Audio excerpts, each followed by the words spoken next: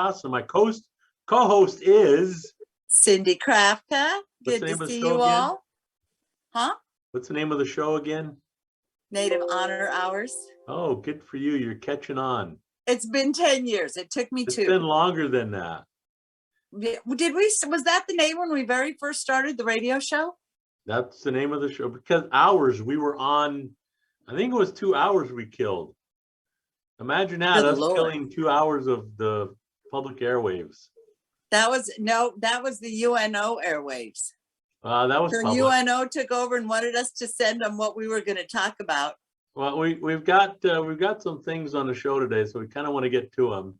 We have a very special guest that is waiting in, is it the green room or the fry bread room? The red room. You got to get some stuff out there we wanted to cover. Then we'll invite Alex in, our guest for today.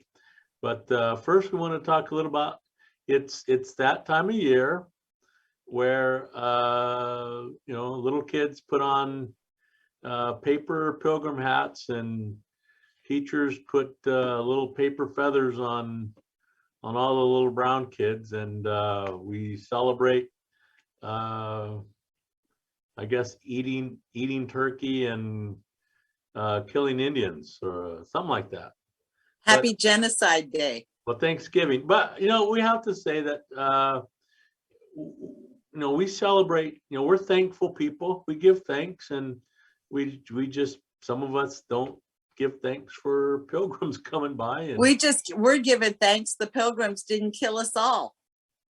Yeah, well, I had to say one time, I'm kind of glad some of them, his family from Italy moved over here and migrated to Omaha, because, my kids are half Italian. So some good came out of it. What? My wife. They would have. Yeah, that's true. Your dad. My dad's parents were immigrants. So, but I will also say that, we get together because we're a family. We don't get together because it's Thanksgiving. We get together because it's an opportunity to get together, to eat. And if you stop and think about it, the traditional Thanksgiving meal wasn't even what we eat today. So it's so far off. They ate seafood. It was the Wampanoag. I don't eat turkey for Thanksgiving. I like turkey. It's the only time I eat it. Nah, but that's because you have bad turkey memories. No, you were traumatized by the turkey story. But it's always nice to have family come in, and I think this year my son from New York / Connecticut's coming in after Thanksgiving, so it's looking forward to seeing my grandson Jack. And how old is he now? He was born in April. What is that? 6-7 months? 7 months. I used my fingers. You had to take your shoes off to count that, huh? No, but it was 7. I got it on my fingers. Thinking about it though, weren't you? I just do not have a brain for math. If it wasn't for the calculator, I'd never know what was what. We could have stopped a couple words short there. You don't know. Anyway. So we don't celebrate pilgrims. But please don't dress up. We celebrate being thankful. And when I worked at Famous Dave's, one of the servers walked up to me and he said, "Hey, would it be offensive if I dressed up as an Indian for Thanksgiving?" I said, "Would it be offensive if I dressed up as a Jew for Holocaust Day?" And he kind of looked at me and he goes, "Oh." I said, "Yeah." Okay. So I think he did not in fact dress up as an Indian for Thanksgiving. Well, you also wanted to talk about Genoa Indian boarding school. Educate for the people who haven't heard, they found a mass grave at Genoa. Ed, educate us. No. I have to correct you. They did not find a mass grave. They found the names of students that died there. They haven't found the names. Graves. Is that right? How did they magically just find these names? Well, apparently they go through the records and found out who died while they were there. They just haven't found over the course of them being at that school. I don't know what the specific dates were. No, I mean, why suddenly out of nowhere did Genoa decide to figure this out and send out names? Are they hiding something? Well, having had some contact with them, one of the issues is that their records weren't, they didn't keep good records. They're in a process of digitizing. And what happened is some of the records got shipped out to various, governmental offices, and there wasn't one specific bank of information. It was just sort of sent out to various places. And so they never kept good records of who was there when the school got shut down. So they're in the process of trying to find out where all those records are at, who was there, who died, but they haven't found, and you can correct me, Kenny, because you're the one that gave me the article. They haven't found the graves. They're still looking for the graves.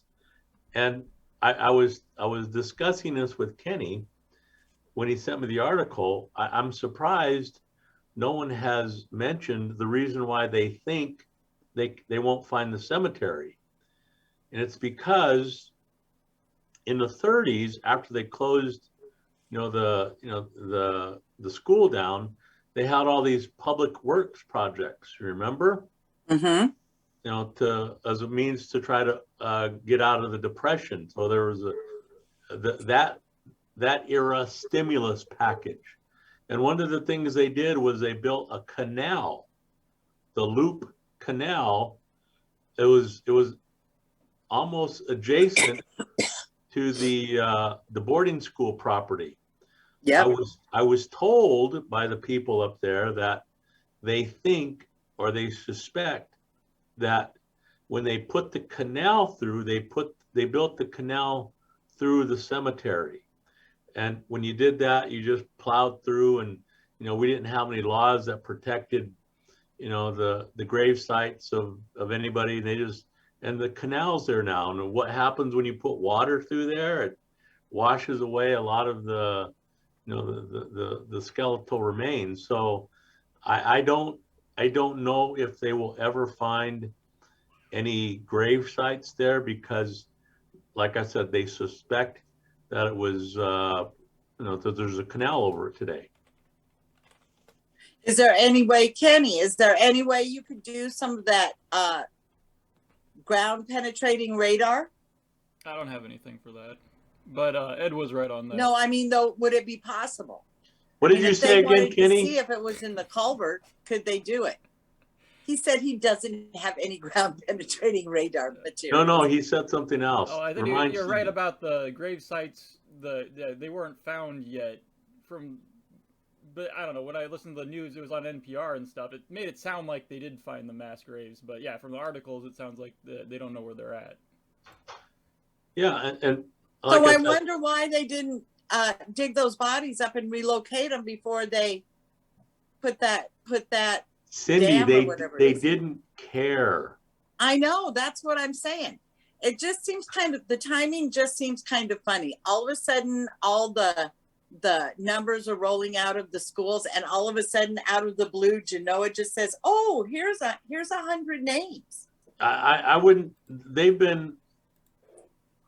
The timing does look bad, but in their defense, this digitization project has been going for, I think they just got funding to try to look up these names and to accumulate them.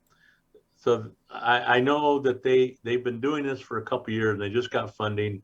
And it may be that the timing was that they were able to locate enough of them to make an announcement. But I think, or maybe they were scared that people were going to come to them and say, "Why don't you have any records of these dead children?" Well, I think if they were scared, they just wouldn't have done the project altogether. Someone would have gone to them, though. They're going to the schools one by one. Someone would have gone there and raised a fuss. Yes, but like I said, someone had to raise the money and to do it. And they like I said, they got funding to do it. And I'm going to give them the benefit of the doubt that this is a result of them doing the research. And the people that funded this project would have demanded accountability anyway. So, you know, if they were going to say you're using this money to gather the records, we want the whatever you find. So it was going to come out anyway. I'm fairly confident of that. You know, it's just so happens that it comes out during a time when, you know, we're shining light on what happened in those boarding schools. It's only a matter of time before, you know, more light, and as soon as people and what they are doing is putting emphasis on that. So I think there'll be more, but I don't, like I said, I don't hold any much hope or expectation that they'll find you know, these cemeteries where they buried these children. I think partly, I think Genoa has been complicit in whitewashing all these years. We've taken students up there. We've listened to those older ladies talk about, oh, and they did this and they did this. They whitewashed the entire history of the boarding schools. You educated the kids before we both educated the kids before we took them up there. But if you were just someone stopping at Genoa, you would have thought, oh, they did such wonderful things for those Indian kids. I think they should have native speakers. I think they should have natives running the place. I think whitewashing needs to stop.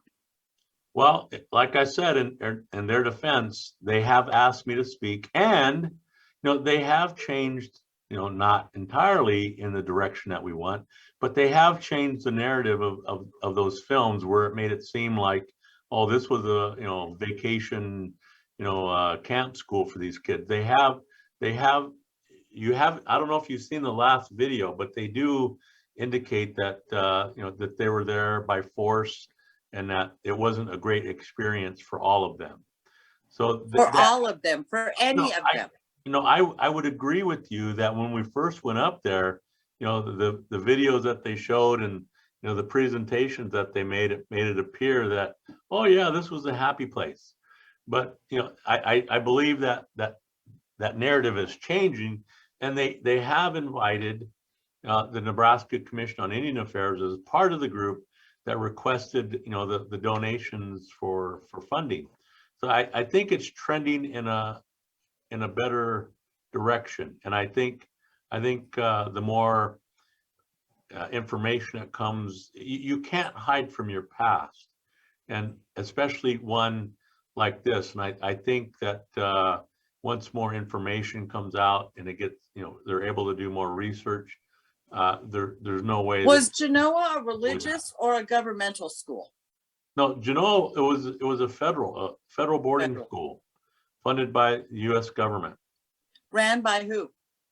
It was run by the United States government. But of course, at that time, remember the government essentially turned over, I guess, management of federal policy to religious organizations. And that was one of the primary point of emphasis was the religious training. Because remember, as you I don't know if you took that class or not, I think Kenny did, there was a three-pronged approach to the boarding schools. One of them, you know, was to teach them English. That's how come you get, you know, the loss of our native languages, because they were punished for speaking, you know, their native language. But that was a point of emphasis, teach them English, and it was to teach them some kind of an agricultural skill, farming, making or homemaking. They were teaching them to be farm hands and maids. Well, that's true. And the other part was the religious training, you know, because, you know, they felt like and if you remember the doctrine of discovery, we were considered savages because we didn't have a soul. And the point of the religious part of it was so that, you know, we can get baptized and have a soul and become persons and be good contributing members of. Which has always been funny to me, because the country was founded on religious freedom, the freedom to practice any religion you want. They tried to put us in the one religion group, at least in the Plains. In the Plains, it was the Catholics. Well, they tried to make us all into Catholics. Good little Catholics. The predominant language or religion of the day. Anyway, you have any more about? I know we have Alex waiting. No, but you know, I think it's me and the grandmothers need to go up there. We will tape our experience. We will tape our discussions with the people who give the actual tours of Genoa, and we'll see what they say. All right, well, let's get Alex on. She's much more entertaining than either of us. You, than you are. Either I'm of very us. entertaining. Come on, Kenny, put her on. Alex, Hello. we'd like You to get tired. welcome You get the tired of beautiful- listening to us. You do, don't you? Oh, I Never. love it.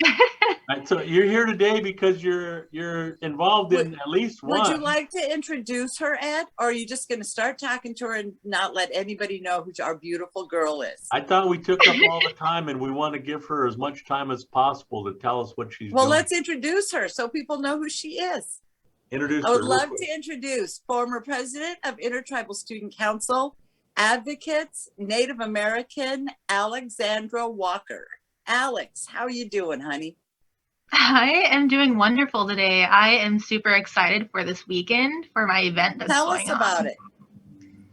Okay, so for this weekend, I am going to be participating in a fashion show in Des Moines, Iowa. And Ooh.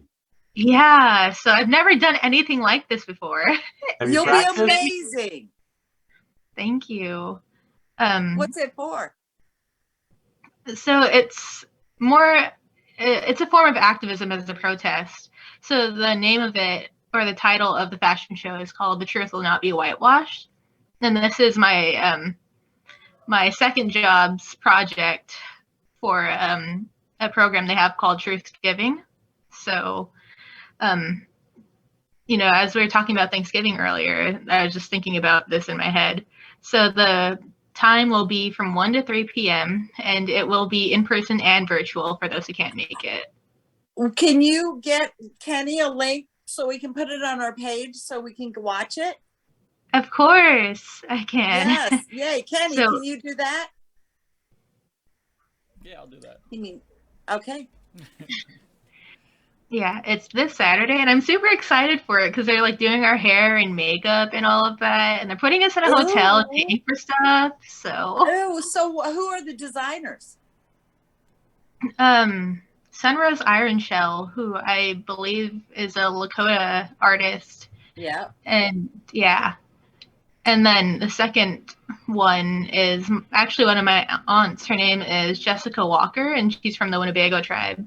I know her. Yeah. Yeah. So what do you get to wear? Do you know yet? Are they going to dress you Well, while you're there? So there are several models in which a good portion of them are native, and all the native models are getting free ribbon skirts. So Oh my God, how You want- exciting. How did you get involved in it? So I'm trying to get a hold of or find out what the colors are so I can possibly make earrings for myself for it. Ooh, yeah. I bet they have the jewelry there for you too. Yeah. But Well, also, So- while we're here, tell us about the Jocelyn. I'm really yeah, proud so of you. thank you. So earlier, well, actually last year, I got an internship that I couldn't do because of the pandemic. But we talked about it and carried it on over into this year. So at the beginning of June, I started working for the Joslin Art Museum under the Museums of American Art. That's who it was sponsored by. And I I worked under Dr. Annika Johnson, who is a Native American art curatorial person at the museum. So one of my final projects, I worked on several, but one of them was to curate a collection at the museum, which is now up. And it's up from now until I think May 5th. That's Yeah. exciting. What floor is it on? It is on the north balcony at the Joslin Art Museum. Right. And as everybody knows, the Joslyn is now free. So it doesn't even cost you to go in and see this wonderful artwork. Yeah, and my focus on this project was highlighting Indigenous women and their work that they've done. So it's more of matriarchal stuff, but I loved it, all of it. What your major is English, right? Yes. And you are a junior? Heading into my senior. Oh Tell my Cindy God, what you're going to do, though. Tell Cindy what your plans are. Oh yeah, As discussed in our class. Yeah, so the plan and what that we were talking about in class is that I'm going to go back home and be the emergency manager for the tribe. What do you want to do, my little princess? Well, as Ed's trying to talk me into it, it's not such a bad idea considering that I've always loved being back home. So That's I'll have to true. think more That's about true. it. And you care about the environment. That's an important do. part of it. I mean, for emergency management, a big portion of it is mitigation, going in and saying, this is bad, let's change this before this happens. And from the time I very first met you till you have found your voice, girl. It definitely comes with age, I think. Although I've only been at UNO for a few years, so. The reason why I'm encouraging her to do that is because I think there's just so much potential for Alex to do great things, and I think she has the potential not just to do great things with the Winnebagos here in Nebraska, but I think if she does this in a way that I know she can, I think she can do a lot of things nationally as well. So she can do whatever she wants. So. Well, and the good news about Alex is she would be educated in it. A lot of the problems at our tribal levels we're putting people in jobs that they simply are not qualified for. But she's capable to do whatever it is she wants to do, and this is just an option that she can still do her advocacy work. She can still be an activist. She can still do what she wants to do, because I think no matter what, she'll always be an activist. Yeah, for sure. If you go through the Winnebago reservation, you'll see. I've been doing a lot of research on her, actually. My great-grandmother, her name was Neola Walker, and she's the reason why we have... Whoa. Yeah, you know what I'm talking about, Cindy. Yes, the Neola She's Walker. the reason why we have the 12 plans on the reservation and why we have the hospital there. So she did a lot of advocacy work. Huh? And it's named after her. Yeah. Yes, so my great-grandmother. So I'm doing a lot of work so that she's done. So the circle continues. She would be so proud of you. I never got to meet her, but she's great. Cindy, she knows you. You need to let Alex finish talking. No, it's all right. I was just talking about that, but it's nice to know that there have been people before me that have done the work that I'm doing now. And maybe this time you'll actually make a difference. I mean, for generations, we've tried and tried and tried. It's your generation who's going to have to stand back and take back what is ours. Mm-hmm. That's definitely the goal. And you should be trading her for tribal council. Alex, we've talked about that, haven't we? We have, very briefly. Ed has, I wish I had listened to Ed. I hate to say it, but I would have. When I went to get my master's degree, he said, go to law school. I said, no. Now I can say Ed was right. I should have gone to law school. So maybe we should listen to Ed. Yeah, well, I'm thinking about that as well. I'm actually going to see Gretchen in January. I'm going to fly down to Tucson, and I'm checking out their grad programs. So you can get a master's in Native Studies, and you can get a PhD in Native Studies from Tucson. There's 3 colleges you can: Buffalo, New York, Tucson, and Ed, what's the school in California? Sacramento. UC Davis. Davis. Yeah, UC Davis. Well, Alex, you're going to have to come on and report how you did with your fashion show, and everybody's invited to go down to see your exhibit down at Droslin Art Museum. It's free, and you'll have to come let us know how it goes. Appreciate you coming on. We got a comment from. Thank you for letting me. Got a comment from Trisha. It says, "Way to go, Alex. We're so proud of you." 3 clappy. Oh, that's my auntie. Aww. Yeah, she's also my supervisor, but we're not going to talk about that. It's hard to have anything where you're not related to somebody somehow, some way. Yeah. Well, we are so proud of you, Alex. I knew you could do this. You have been a shining light from the very first day I met you. I'm so proud of you. Thank you, Cindy. Well, we'll take up the other discussion about what you're going to do in class when we get back. Well, thanks for coming on. I know Cindy has some a knucklehead of the week she wants to get to before we have run out of time here. Got Alrighty, one more I comment was for Alex here from Nicole. It says, good school to look into, many options there at UC Davis, and keep it up, lady. We ain't here Thank to you. promote UC Davis. that was the best program though. It really was. It was All just right, so tell expensive. us about your knucklehead. Kenny's gonna cut us off here pretty soon. Okay, I was looking on Facebook the other day, and a nonprofit in Lincoln was doing a fundraising and shared their pictures, and there were a man in native fake regalia and a Pocahontas in a skin tight little fringed outfit with a full headdress on. I was appalled.